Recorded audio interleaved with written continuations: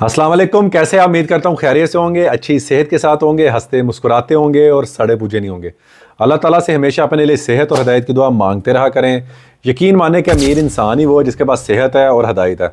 बाकी आपके पास जितना मर्जी पैसा है, नौकर चाकर बंगला गाड़ी सब कुछ है, सेहत नहीं है, हदायत नहीं है, तो आप एक गरीब इंसान है।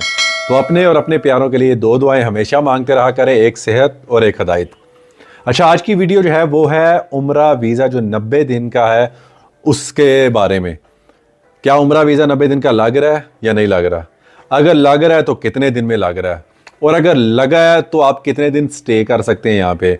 क्या रिटर्न टिकट ज़रूरी है? क्या पोलियो का सर्टिफिकेट मांगते हैं, नहीं मांगते? तो ये चीज़ें जो है मैं आपको इस वीडियो में डिटेल से बताऊंगा। और मेरा जो कज़न है वो आया है 17 तारीख को यहाँ पे उम्रे वीज़े पे। उसका वीज़ा 5/2/2025 को लगा था, ठीक है। तो उससे मैं आपकी जो है बल्कि बात करवाऊँगा, उससे पूछेंगे ये चीज़। मेरी जो है वो कज़न और उसका छोटा बच्चा जो है वो भी आया उम्रे वीज़े पे, तो मैं आपको बल्कि वो बच्चे से मिलाता भी हूँ, कितना ख़र्चा उस पर भी आया है तो वो भी मैं आपको इस वीडियो में बताऊँगा। तो आपने जो है वीडियो पूरी देखनी, कोई चीज़ स्किप नहीं करनी ताकि कोई चीज़ मिस ना हो जाए। और वीडियो अगर अच्छी लगे तो इसको चैनल को आपने लाजिम सब्सक्राइब करना है और वीडियो को दोस्तों के साथ शेयर करें ताकि दूसरे भी इस चीज़ से मुस्तफ़ीद हो सकें। और बेल आइकॉन जो है इसको लाजमी दबा दें ताकि नई आने वाली वीडियो आप तक फौरी पहुंचे। तो स्टार्ट करते हैं जी। तो ये अब्दुल्ला भाई कज़न है मेरे। इन्होंने कहा अपने वालिद साहब को, जी मुझे जो है रमज़ान सऊदीया में रखने हैं। ये वैसे फैमिली मल्टीपल विज़िट वीज़े पे आते रहते हैं, लेकिन आपको पता है कि मल्टीपल बंद हो गया था, तो उसकी वजह से जो है फिर यहाँ तो सिंगल एंट्री ऑप्शन थी, वो थोड़ा टाइम ले रहा था और काफ़ी बल्कि टाइम ले रहा था। तो बेस्ट ऑप्शन जो है वो यही थी कि उम्रा वीज़ा जो है वो कह रहे थे निकाल के जो है वो आप उस पर आ जाएं 90 दिन वाला, ठीक है। तो फिर अप्लाई किया उम्रा वीज़ा। नॉर्मली तो आपको पता 24 से 48 घंटे में लगता है, ऐसे ही है ना? 24 से 48 घंटे में। जी जी बिल्कुल, बल्कि जल्दी भी लग जाता है। मतलब अगर 24 घंटे के अंदर भी लग जाता है, रश ना हो तो। अच्छा, तो रश ना हो तो 24 घंटे से पहले भी लग जाता है। आपने जो वीज़ा उम्रा का लिया है वो मल्टीपल विजिट वीज़ा बंद होने के बाद अप्लाई किया है, तो आपका उन दिनों में कितना जो है वो टाइम लगा वीज़ा लगने में? उन दिनों क्योंकि ट्रैफिक बहुत ज़्यादा थी, तो वैसे नॉर्मली तो 24 घंटे के अंदर ही लग जाता है, लेकिन ट्रैफिक ज़्यादा होने की वजह से मेरा लगा था तकरीबन कोई 40 घंटे बाद लगा था। यानी 2 दिन तकरीबन, आप कह लें 2 दिन होने वाले थे तो लगा था जी। तो वैसे 24 घंटे से पहले पहले लग जाता है, लेकिन जो इनका लगा है वो 40 घंटे, यानी आप लगा लें 2-3 दिन लग गए थे, ठीक है। नॉर्मली इतने नहीं लगते, लेकिन क्राउड रश होने की वजह से आजकल तो उससे भी ज़्यादा टाइम लग रहा है, ठीक है। तो अगर आप में से कोई भी एमरजेंसी आना चाहता है तो इस वक्त जो है वो उम्रा वीज़ा जो 90 दिन का है वो बेस्ट ऑप्शन है, ठीक है। और ये सिंगल एंट्री वीज़ा होता है, याद रखिएगा। इसमें आपने आउट कर लिया, दोबारा इन नहीं कर सकते, ठीक है। और ये 90 दिन का होता है, लेकिन रमज़ान है और आगे हज जा रहा है, उसकी वजह से वीज़ा 90 दिन का आपको नहीं मिलेगा, आपको पहले जाना पड़ेगा। इनका जो वीज़ा इशू हुआ था ना वो हुआ था 5 तारीख दूसरा महीना 2025 को, यानी 2 फरवरी को हुआ था इनका वीज़ा जो इशू हुआ था, ठीक है। मैं आपको दिखा भी रहा हूँ स्क्रीन पे। और वीज़ा जो है जो इनका वैलिडिटी है वो है 3 महीने 90 दिन, यानी इस 3 महीने के अंदर इन्होंने एंट्री करनी थी। लेकिन आप ये नीचे एक देखें, ड्यूरेशन स्टे लिखा होगा, इसका मतलब है कि आप कितना वहाँ रुक सकते हैं। अभी 90 दिन का मतलब था कि अगर इनका 2 फरवरी को लगा है तो आप हिसाब लगा लें 2 मार्च, 2 अप्रैल और 2 मई, यानी 2 मई को इनका ख़त्म होता था। लेकिन जैसा मैंने आपको कहा कि उम्रा वीज़ा जो है वो हज की वजह से 90 दिन अब आपको पूरे नहीं मिलेंगे। आप ये देखें कि नीचे लिखा हुआ है 29 अप्रैल, यानी 4/29/2025, यानी 29 अप्रैल जो है इनका जो है स्टे पीरियड है अभी। अगर हज के बाद होता ये वीज़ा इन्होंने लिया होता तो इन्होंने 3 महीने पूरे करने थे, लेकिन आपको पता हज से पहले वापस जाना पड़ता है, तो उसकी वजह से जो है वो इनको ये टाइम मिला है। तो जो भी उम्रे वीज़े वाले वो 29/4/2025 से पहले पहले उनको वापस जाना है। अच्छा, ये बताएं कि आपका जो उम्रा वीज़ा है उसकी टोटल कॉस्ट कितनी आई है विद इसकी टिकट की, मिला के और वीज़े की टोटल कॉस्ट आपने बतानी है कि कितनी है, क्योंकि हम एग्जैक्ट नहीं बता सकते वीज़े की प्राइस ना टिकट की, क्योंकि आगे पीछे होती रहती हैं।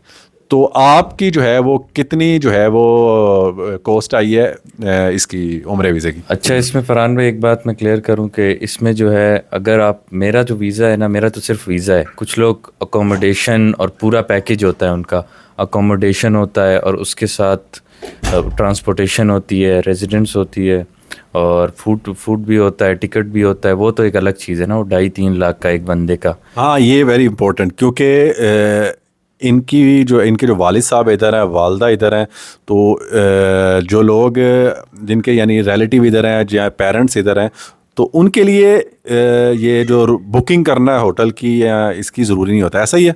जी जी बिल्कुल। तो आपने होटल की बुकिंग जो है वो नहीं की थी?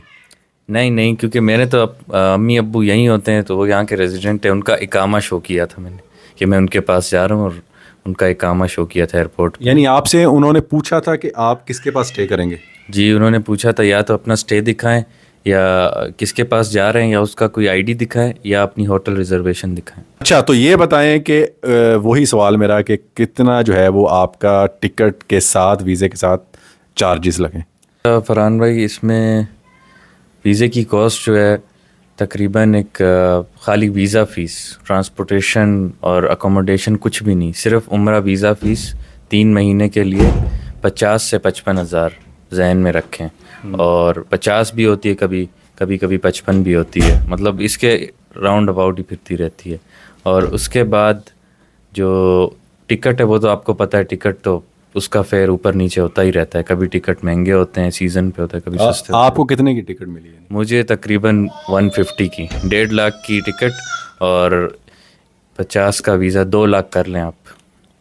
यानी 2 लाख राउंड फिगर बता रहे हैं। इसमें जो है वो भी होगा आपकी टिकट और उम्रे का जो वीज़ा है वो फ़ीस टोटल। ये ज़्यादा इसलिए है क्योंकि आपको पता है उम्रा जो है वो एक किस्म का रमज़ान है, लोग आते हैं, रश होता है और टिकट महंगी होती हैं, इसलिए टिकट सस्ती महंगी होती रहती हैं। एक राउंड फिगर बताया है, 1,50,000, 60, 70, 80 इतने भी लग सकते हैं। सीज़न है तो आपके 2 लाख ऐसे लग सकते हैं। तो ये डिपेंड करता है सीज़न पे भी, ठीक है। तो टिकट पे भी ये डिपेंड करता है कि आप डायरेक्ट आ रहे हैं, आप वाया आ रहे हैं। तो मेरे ख्याल से आपने जो है वाया टिकट ली थी और फिर भी आपके जो है वो 190 195 ऐसे करके लगे। आपका मेरे ख्याल दुबई में स्टे था, कितने घंटे था? जी, 4 घंटे स्टे था दुबई में।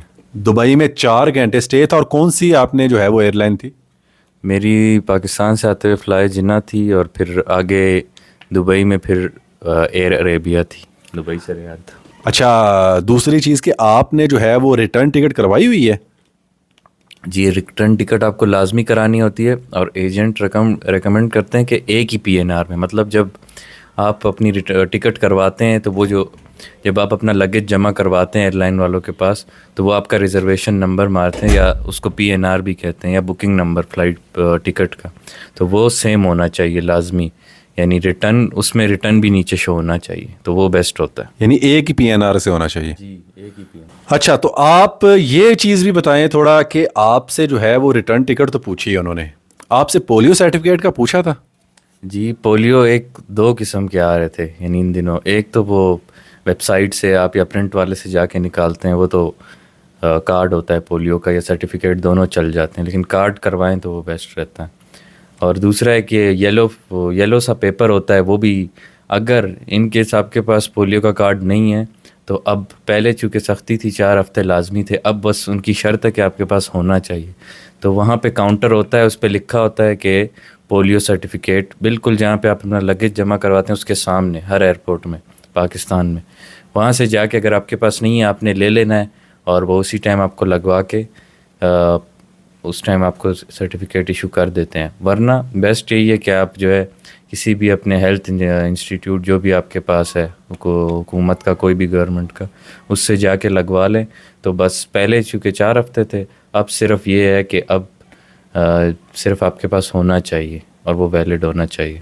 अच्छा, इसमें मैं थोड़ा ऐड कर दूं कि पोलियो सर्टिफिकेट का मैंने 4-5 दिन पहले वीडियो भी बनाई थी कि मैं इकामा होल्डर हूँ, रेजिडेंट हूँ, मुझसे नहीं पूछा, और भी कुछ लोग उम्रे वाले थे उनसे भी नहीं पूछा। अच्छा, ये चीज़ आप नोट कर लें, ये बड़ी ज़रूरी चीज़ है कि आप जो है वो अगर अकेले आ रहे हैं ना, क्योंकि ये अकेले आए हैं, ठीक है, और ख़ास तौर पे जो यंग है, अकेला आ रहा है, उम्रे वीज़े पे जा रहा है, तो उससे जो है वो एयरलाइन वाले या हो सकता है FI वाले ये चीज़ें पूछ सकते हैं कि भाई आप वहाँ जा रहे हैं, किसके पास जा रहे हैं। अच्छा, अगर आपके पास वहाँ कोई नहीं है जाने वाला तो फिर होटल बुकिंग दिखाएं, आपने वहाँ रहना कि नहीं, कहाँ रहना है। हो सकता है आपसे शो मनी भी जो है वो कहें।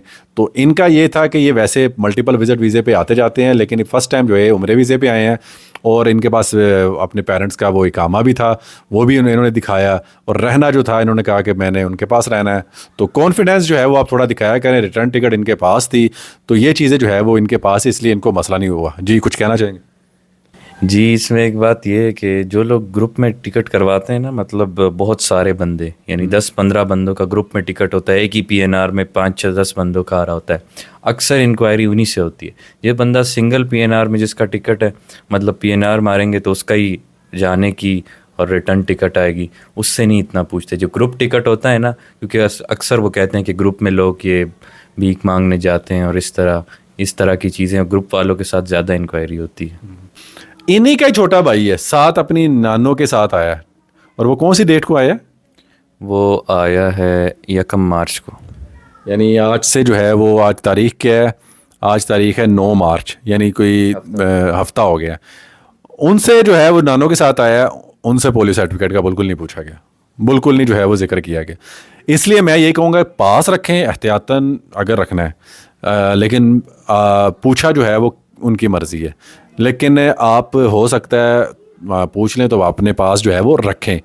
अब वो छोटा जो इन्हीं का भाई है वो भी आया, तो उसकी एज कितनी एज है? वो 12 साल का। 12 साल का, बल्कि मैं आपको दिखाता हूँ। अच्छा, ये जो है इब्राहिम है, अब्दुल्ला के छोटे भाई, जो भी थोड़ी देर पहले जिनके साथ मैं बात कर रहा था। ये 1 मार्च को आए हैं, 7-8 दिन हो गए इनको यहाँ आए हुए। तो ये अपनी नानों के साथ आए हैं। एयरपोर्ट पे जो है वो इनसे पोलियो सर्टिफिकेट का कोई नहीं पूछा गया। अगर वीज़ा या कास्ट की बात करें कि इनके जो वीज़े पे कितने पैसे लगे, ये बिल्कुल ही एमरजेंसी में आए हैं, कोई प्लान नहीं था।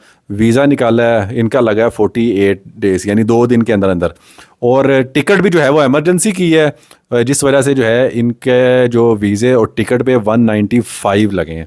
ठीक है, ये एमरजेंसी की वजह से हुआ है, वरना इतने नहीं लगते। और ये डायरेक्ट आए हैं ब्लू एयरलाइन से, एयर ब्लू से, सॉरी, तो उससे डायरेक्ट आए हैं, और मेरे ख्याल से 1-2 दिन का ही फ़र्क पड़ा है इनकी टिकट पे। तो बाकी जो है वो मज़ीद आपसे जो है वो अब्दुल्ला को सामने लाते हैं, उनसे बात करते हैं। अच्छा, अब बाकी आप तो क्लियर हो गई ये चीज़ें कि कितने पैसे लगते हैं, रिटर्न टिकट ज़रूरी नहीं ज़रूरी, पोलियो सर्टिफिकेट का बता दिया, रूम का भी पूछते हैं वो किन लोगों से, और अगर आपके पास यहाँ कोई नहीं है तो आपके पास बुकिंग होनी चाहिए, और आपके पास जो है अगर कोई है तो उसका ID कार्ड, इकामा, रेजिडेंट कोई भी जो है वो प्रूव होना चाहिए। ये चीज़ आपके पास होनी चाहिए, रिटर्न टिकट आपके पास होनी चाहिए। तो ये छोटी छोटी चीज़ें जो आप लोगों को कंफ्यूज करती हैं। अब वही चीज़ कि मैं आपको रिपीट कर देता हूँ कि आप अगर अभी आ रहे हैं, आज तारीख है 8 या 9 मार्च 2025, यानी आप हज से पहले पहले अगर अभी आ रहे हैं तो आप 3 महीने नहीं स्टे करेंगे आपके वीज़े पे, बल्कि लिखा होगा कि स्टे पीरियड जो है वो आपका इतना है, जैसे 29 लिखा हुआ, बल्कि मैंने आपको दिखाया भी है इनका।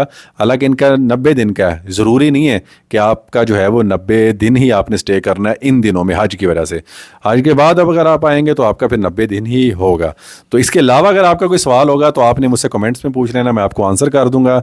तो वीडियो को यहाँ ख़त्म करते हैं। अल्लाह ताला आप सबको खुश रखे, अपने हिफ्ज़-ओ-मान में रखे, और अल्लाह ताला सबके बच्चों के सर पर अपने माँ बाप का साया कायम रखे हमेशा। इजाज़त चाहता हूँ, अल्लाह हाफिज़।